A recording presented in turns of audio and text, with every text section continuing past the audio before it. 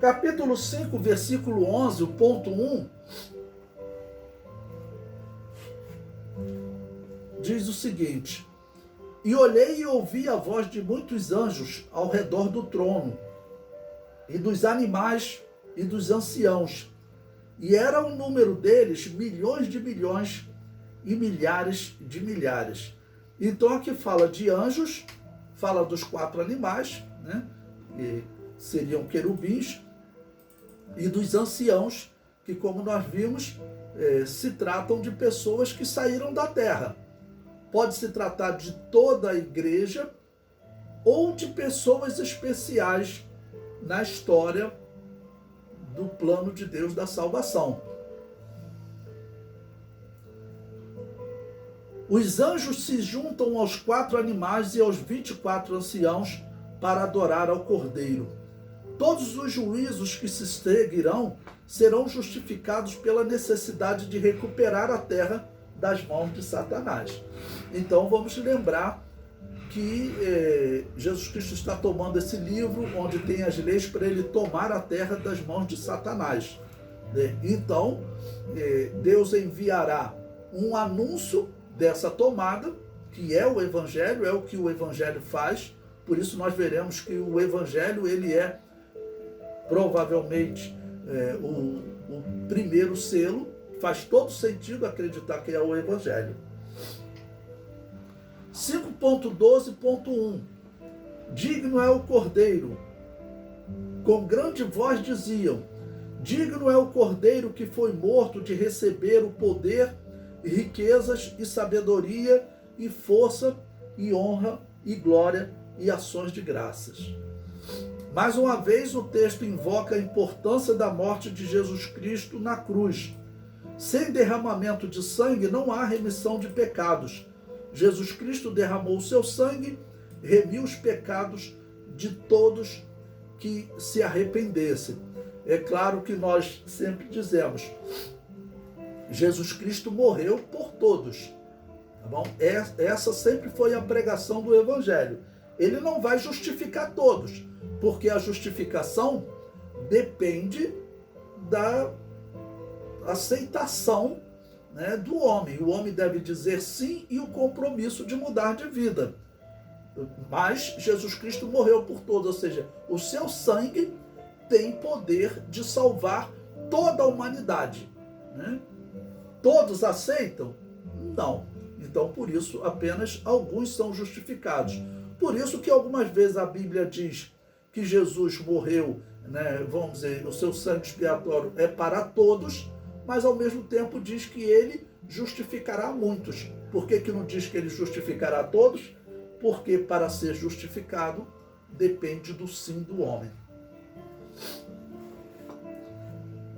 Capítulo 5, versículo 13, o ponto 1 diz: Ao que está assentado no trono. Então a exaltação prossegue.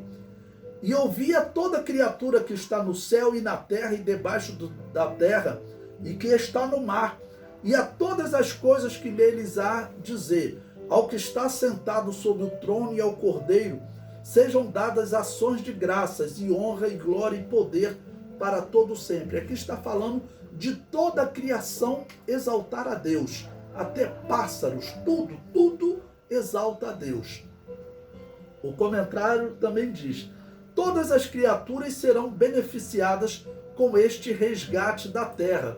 Não é só o homem que será beneficiado com esse resgate da terra, com a prisão de Satanás e a implantação do reino de Deus aqui na terra.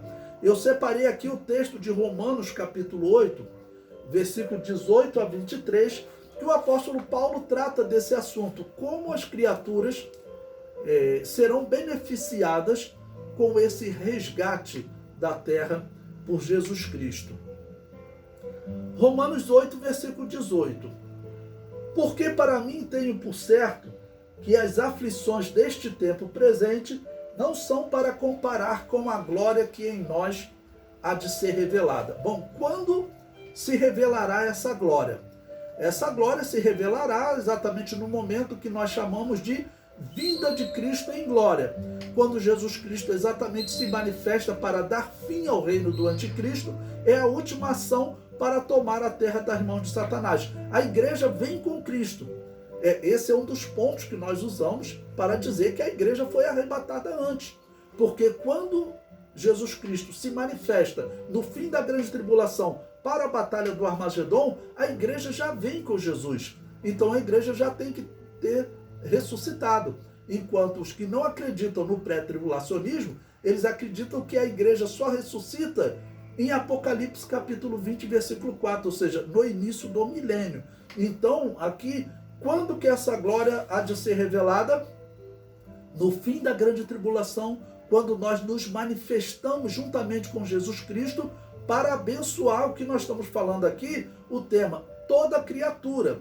Tá bom? Que foi dito aqui que toda criatura que está no céu, na terra, debaixo da terra, que está no mar, tudo, ou seja, está falando até de peixes, de aves, tudo que Deus criou, exalta a Deus.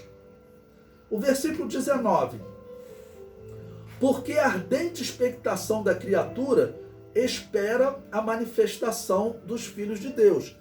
É claro que o apóstolo Paulo está usando uma figura. Se ele está falando de peixes, se ele está falando de aves, ele está falando de toda criatura que sofre, pela descrição bíblica, até as árvores, elas sofrem por causa do pecado. Foi assim quando Adão e Eva pecaram. Deus disse, né, que a terra iria também lhes produzir espinhos e cardos. E o pai de Noé, Lameque, ele disse que Deus havia amaldiçoado a terra por causa do nosso pecado. Por causa do pecado de Adão e Eva, claro, o pecado passou a todos os homens.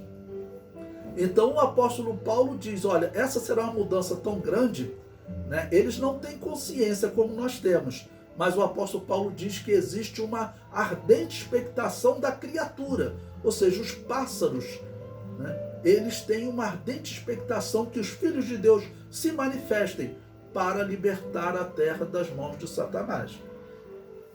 Ou seja, esse texto de Romano, ele se encaixa perfeitamente com o propósito dos 7 selos. O versículo 20. Porque a criação ficou sujeita à vaidade, não por sua vontade, mas por causa do que a sujeitou. Então a criação ficou sujeita à vaidade, né? Sempre lembrando que vaidade significa algo vazio, algo sem valor. No livro de Eclesiastes ele tem esse sentido, tá bom? Vaidade é algo vazio, algo sem valor, ou seja, a criação, toda ela foi atingida pelo pecado, a ponto das árvores, né, já não gerarem fruto como antes. Deus diz, olha, agora a terra vai produzir também espinhos e cardos, árvores, né, que não te dão sombra e não te dão alimento, não te dão fruto. Versículo 21. Na esperança de que também a mesma criatura será libertada da servidão da corrupção para a liberdade da glória dos filhos de Deus. Então os filhos de Deus estão se manifestando no fim da grande tribulação, juntamente com Jesus Cristo, estão libertando a terra das mãos de Satanás, e aqui o apóstolo Paulo diz que essa criatura que está no mar, debaixo da terra, tudo, ela será libertada da servidão da corrupção. Corrupção por quê? Porque antes do pecado do homem, né, a terra vivia um estado sem pecado. Depois do pecado do homem, a terra passou a viver com pecado, e Deus está dizendo que toda a terra foi atingida. O versículo 22. Porque sabemos que toda a criação geme e está juntamente com dores de parto até agora. Novamente, usando uma figura de linguagem, mas o apóstolo Paulo está dizendo, olha, o pecado atingiu o mundo todo. Versículo 23, e não só ela, mas nós mesmos, ou seja, ele agora está dizendo, olha, nós como filhos de Deus também gememos, né, como sentindo dores de parto por essa hora que nós vamos nos manifestar então e abençoar a humanidade, livrando a terra das mãos de Satanás. O versículo 23 diz, e não só ela, mas nós mesmos que temos as primícias do Espírito, também gememos em nós mesmos, esperando a adoção, a saber, a redenção do nosso corpo. Então o apóstolo Paulo diz, olha, nós aguardamos também esse momento em que nós estaremos executando essa grande bênção para as famílias da terra.